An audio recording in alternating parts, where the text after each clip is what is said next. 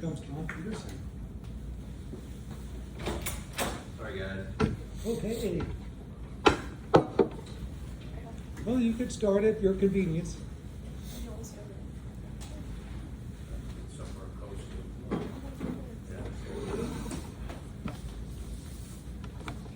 John, do you want a hard copy of the grading sheet? Sure.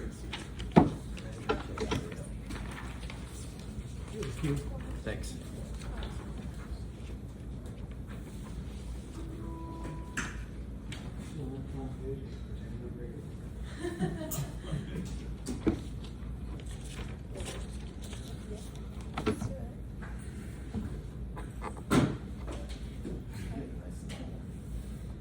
All right, we are the digital Before you get started, let me Yeah. ask you a question.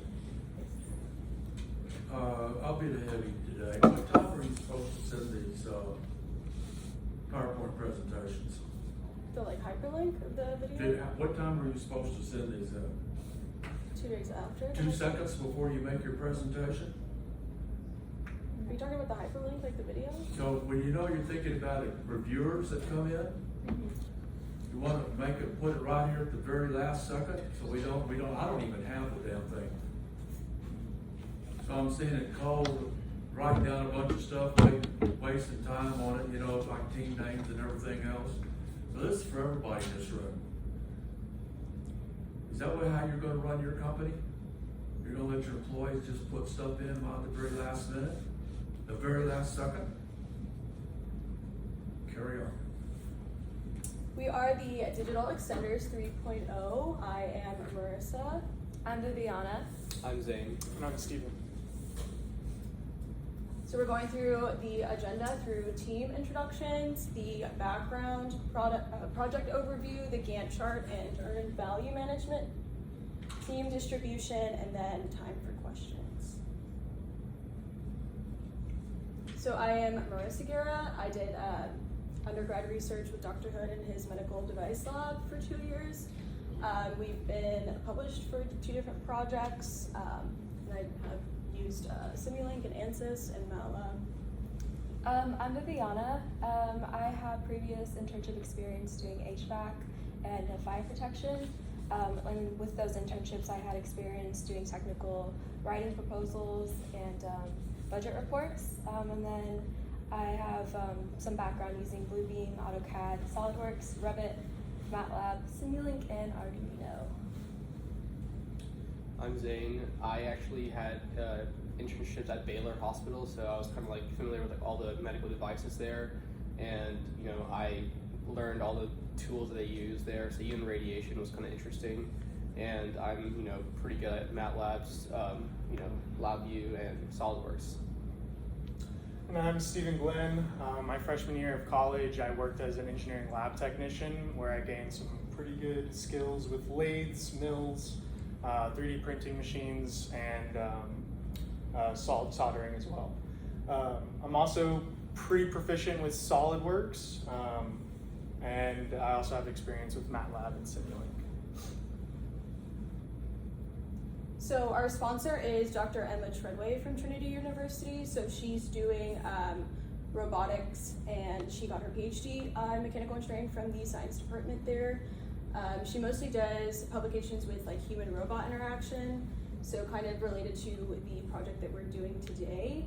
And then our mentor is overseen by Dr. Hood. So this is just some relevant background information for our project. So it has to do with electrorefining of spent nuclear fuel, which is essentially a nuclear waste recycling process. And so the nuclear waste is actually purified by means of an electrolytic cell, which causes the uranium isotope 238 to form this salt solution. So we have a picture of what the process looks like here. So the current is passed through nuclear waste while a cathode is immersed in solution which contains cations of the metal. So at the end of the process, we get this sort of salt solution which contains uranium isotope 238. but it's still not purified. So it goes through one more cycle where it's run through a furnace where the usable nuclear fuel, U-238, can actually be consolidated and put into nuclear fuel cells to be reused. And so this is kind of the most efficient and economical way to remove toxic metals from industrial streams. So there are quite a bit of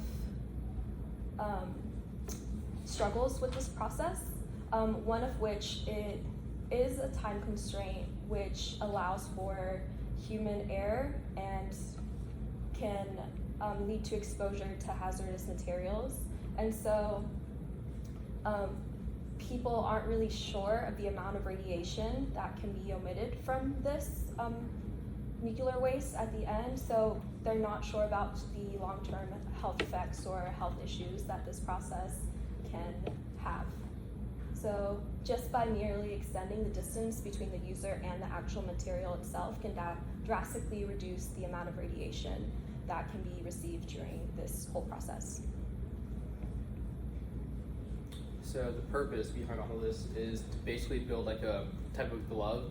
So, you know, in like the skilled worker, they're gonna have the dosimeter like inside the glove, and they're gonna be like touching the hazardous material. So what our device is, the prototype right here. So the design will, you know, assist the user in creating like a distance between the material and the user.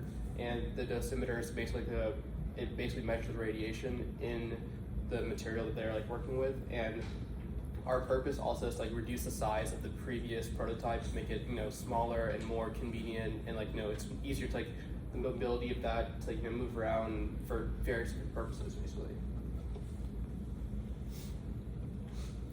So I was in charge of actually creating our first SolidWorks AutoCAD design for it, and essentially what we're doing with that is we're going to extend the length of or we call them faux fingers. So by extending that length, what our attempt is to try and find some sort of way to utilize like a tweezer of some sort, so that way the finger can bend and then extend a tweezer to remove pieces of the crucible. That's a one-time use crucible that needs to be removed, and that's the whole point for us building that anyway, because the skilled worker is having to use just a regular glove, which is not creating very much distance, so a lot of radiation can be received by that person.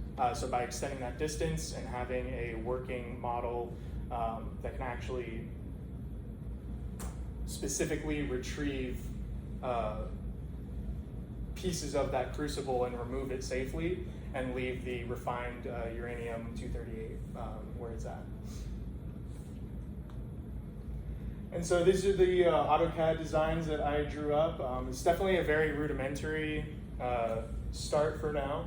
we haven't yet figured out how to actually get the tweezers to come out of the fingers, but we do have the trigger system that will be connected to an actuator that will run to an Arduino that will relay that information for however much you extend or contract the trigger is going to adversely affect the faux fingers as well. So as you extend or contract your finger, the faux finger will do the same. Our biggest issue right now is figuring out how to get the tweezer to come out of it with just the trigger motion, which is definitely something that we will be working on the next half of the semester. So we have our Gantt chart as the first part of our project management. So it kind of just breaks down every single part of the project that we have to do in terms of scheduling, and then be able to keep like the team on track, and if we're staying on time for all of the tasks that we need to get done, which is important for making sure that we're like effectively spending our time, and then also meeting deadlines with the client as well. So this just kind of breaks down every single part of like the formation, the project introduction, and then the planning part of the project. And so we have the cost for the weeks. So while we're not like purchasing anything right now, we know that what we have to do for the future from the previous prototypes. So they use like different like 3D print resins, which we're reducing over time. So that was like a little bit less expensive. So we were trying to see what kind of material we could use for that in the future. And then the same thing with the servo motors, because there was only for 2 fingers for the intubation that was for the previous project. And so we want to be able to have like a servo motor that will be able to move every single one of the digits. And it's just team contribution, basically just, split up into like different parts. So Marissa is the team lead, she overviews everything. Viviana is basically the technical writing and the research area. I'm doing the planning logistics, and Steven's design and the testing.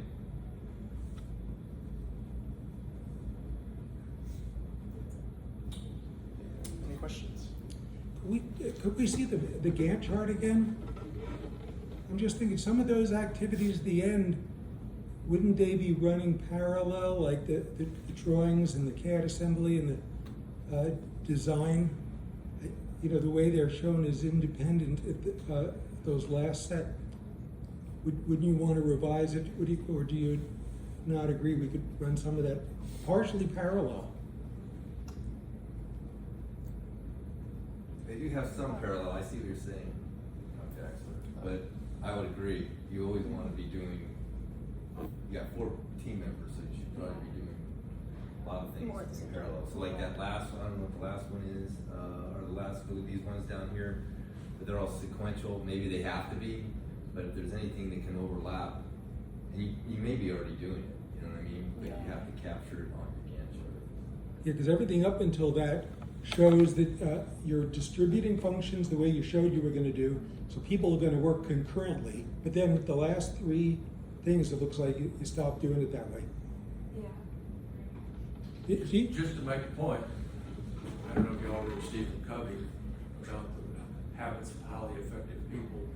It says begin with the end in mind. So where are you going with this? There is no reason why the technical writing could not be started now. There is no reason why you can't be outlining a proposal now.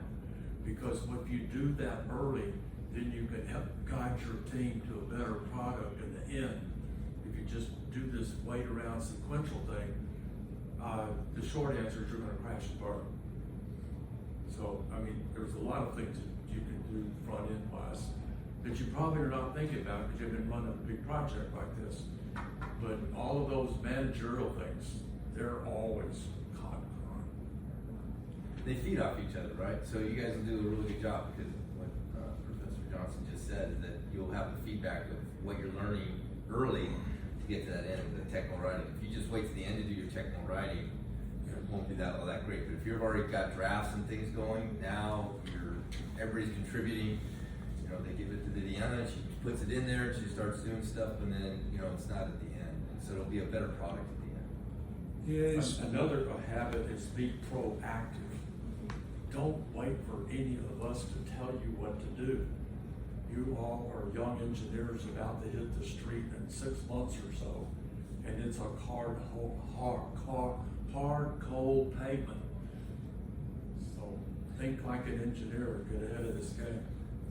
I'm going to give you a little feedback on, I think you guys did a really good job with your presentation. One thing that kind of led me astray a little bit was your background and everything. I'm going, you guys are going to treat the fuel? Man, that's a little bit over, who's doing their radiation testing and all this kind of stuff? So it kind of led me astray. And then all of a sudden you threw the glove, now it made a little bit more sense. But I would incorporate that more into the background and then to the justification. Because I was thinking you guys are going to treat all the fluid. I wrote a note, how much fluid are you guys going to treat and stuff like this? And all of a sudden I see this glove. Yeah. So now, another thing I didn't understand, is the glove going to be worn by somebody or is it going to be like a stick that somebody might be able to do? It's worn by somebody. Yeah. So why does the person have to wear it and not maybe be able to do something like a robot? To create distance between them and the actual material, because if they're getting constantly exposed to radiation, they already in industry don't know how much they're being exposed to, and then the time constraint it allows them to mess up a little bit more often. So if they're constantly exposing themselves and switching out people, It's Now, just, is it's this just like kind a of dangerous. nuclear reactor site, or is this somewhere else? So it's a different site because basically they take the spent nuclear fuel and then they're going to recycle it because there's not all of the plutonium. I mean the uranium has been used up.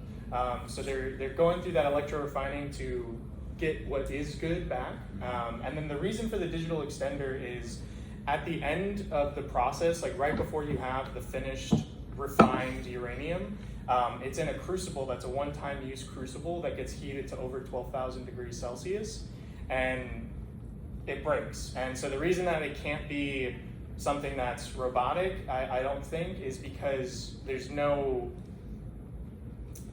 specific way that it's going to break. You need to be able to pull an audible.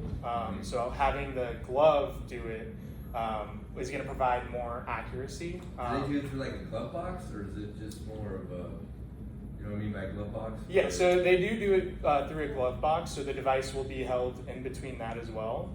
Will it be incorporated in the glove box, or will it be? It'll be inside the glove box. Yeah. So where the So it'll be like right now. If I go, I can show you back. We have a grip blaster, so you just stick your hands in, and there's these rubber gloves that you can hold. That's Yes. kind of what it is. So you put your hand in, and then you'd have your extender, Exactly. Exactly. and then you'd be able to do it through tweezers and stuff. Yes. Okay, that makes more sense to me. So what I would say to you, and this is just, I'll stop. I think you guys did a really good job. You guys are ahead of the game with your prints and everything already. That's great. But there's a guy on campus, Ryan Savetta. He was a student 2 semesters ago. He's got a company now called Alt Bionics. He's making prosthetic hands. I would talk to him. He loves mentoring people and things like that, and so he could probably help you. You know, you guys were mentioning about 3D printing parts.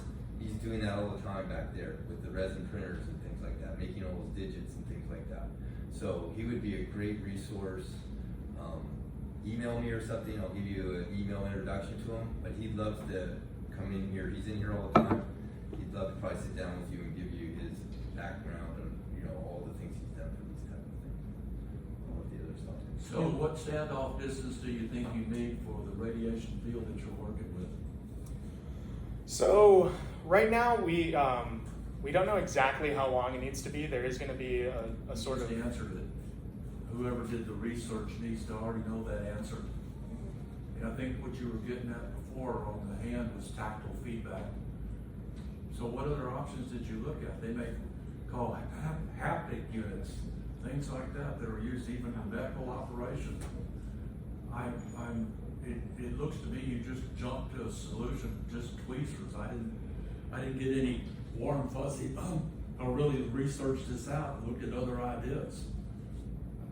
Maybe this works. I don't know. I don't know how to compare it to maybe other ideas that you have. So I was kind of lost on that. Other solutions, what length required, what loads do you need? Just to pick up a crucible? So based on the previous application that we kind of based our project off of, which was UTSA's, it was for digital intubation.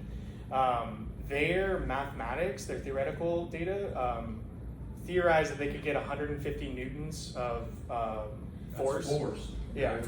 So what weight do you need to pick up? Why can you do it? Well, do you need something that gives a weight of 150 newtons? I mean, it's just going to be a few grams because you're picking up pieces of the crucible, so it's not the entire crucible itself. At one point, it's going to be multiple. So how does this thing pick up little fragments? I just saw 2 bars going out there. That's what we're focusing on right now. Is we're trying to figure out how to incorporate the actual capture mechanic where it can capture that pieces of the crucible. And the motors they were using before, it was like one for like each finger, and they only had 2 for the intubation, and so they had like 2 separate ones like on the bottom of the glove, like in the previous prototype, which is like bulky. And then I feel like we can just find like a different servo motor that would just be able to distribute the load, so it wouldn't be as like unnecessarily like large or bulky. So it may be 3 after the final design instead of 2. Potentially. Yeah. The other thing is a real quick answer to the question is you could look up the dose rate as a function of distance in inches and just say, look, if you have a 5-inch separation advantage, the dose rate goes down from this to that. And they're quantifying it there. Right. Okay, and then one, you know, it's not a rush, but as this goes forward, I'll put you in touch with a couple of people who are in that situation of having to separate product and shards of broken crucible, and that way they can have a heads up that this product's coming up, and they might be interested in purchasing a prototype or getting involved in some finding a home for it. Could you pull up, I thought I missed it maybe, it was a earned value plot that showed the projection and then the data points for actuals to date? So it was pretty rough just because they gave us like a certain baseline of like what they wanted us to spend, and then as we go, kind of just like asked for why we would need like X amount of dollars for like this specific motor, or if that's like more efficient, or like this kind of resin if we don't have it. So this is just kind of like baseline. We are not sure until we like start actually doing like the 3D printing and like all of the testing. Or do you want to do another set that includes your hourly investment? Like, for example, if you do 10 hours a week per person, the 40 hours is distributed among categories, and it comes up to a total dollar figure per week for labor charges, and that's what we need to track. So just like we did in class, right? Yeah. So I'd like to have you augment that, because that's something to be graded in the midterm. So when you circulate your video, attach that. Okay, real good. Any other questions? Comments from the audience? Okay, thanks. You kept the time real well. Very good. Thanks, guys. Thank you. Thank you.